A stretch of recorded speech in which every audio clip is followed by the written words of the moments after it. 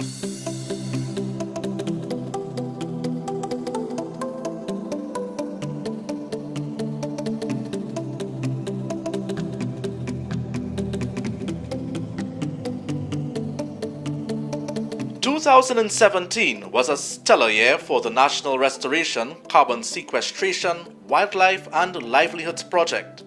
We made many inroads and increased our visibility and impact with not only our project communities and organizations, but at a national level. February 3rd, the project partnered with the Ministry of Agriculture, Land and Fisheries and the Forestry Division to commemorate World Wetlands Day 2017 at the Nariva Field Station in Kernahan. Wetlands for Disaster Risk Reduction was the international theme for this year's celebrations. The event featured remarks from the Minister of Agriculture, Land and Fisheries, the Office for Disaster Preparedness and Management, and the Food and Agricultural Organization. The day was first recognized on February 2, 1971, to raise awareness about the values of wetlands for humanity and the planet. This year, prominence was placed on the storm buffering protection offered by wetlands in Trinidad and Tobago. March 10th. In celebration of the International Day of Forests, students from the Beach RC Primary School attended the Fonzamans Reforestation Community Programs GAIAP and learned about the different approaches of fire management and trail marking.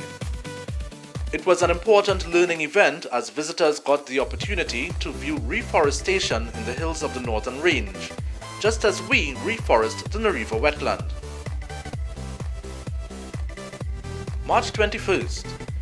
220 fruit trees were distributed in eco-friendly tote bags to the project's stakeholders and EMA's staff in commemoration of the International Day of Forests. The trees included local fruits such as West Indian cherry, tamarind and guava. March 22nd. We are concerned about best practice at NRCSWLP and we are determined to measure and evaluate our progress. For the first time, NRCSWLP interviewed over 1,000 persons from the 10 communities that surround the Nariva swamp.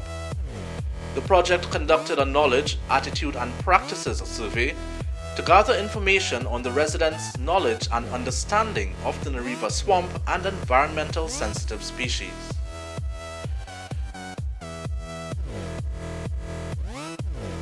March to May.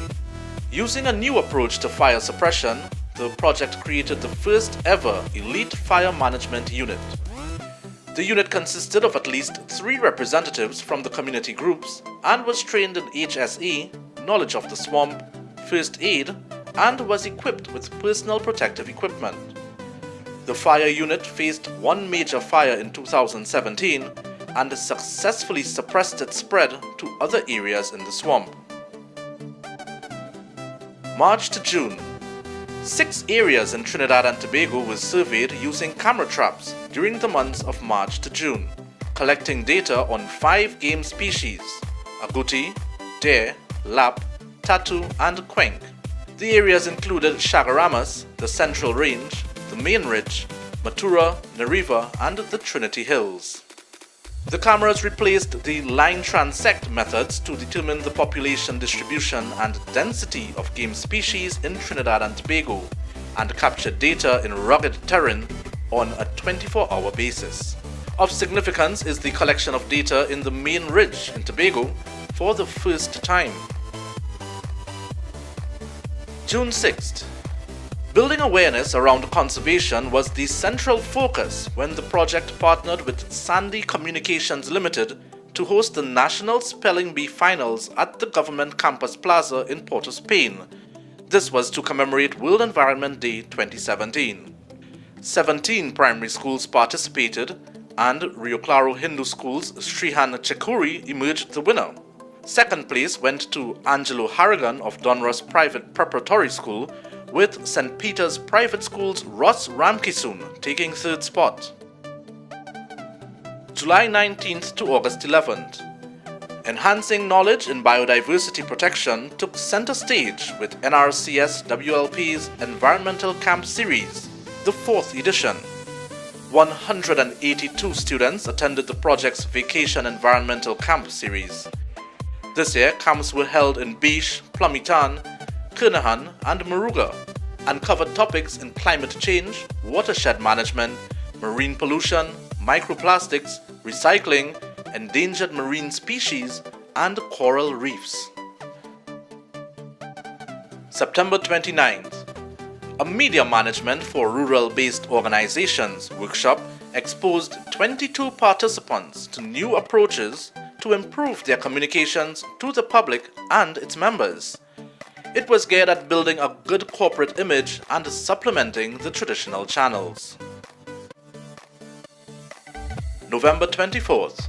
Participants benefited from the wealth of information gained from the proposal writing and grant funding workshop held at the Keeper Hotel.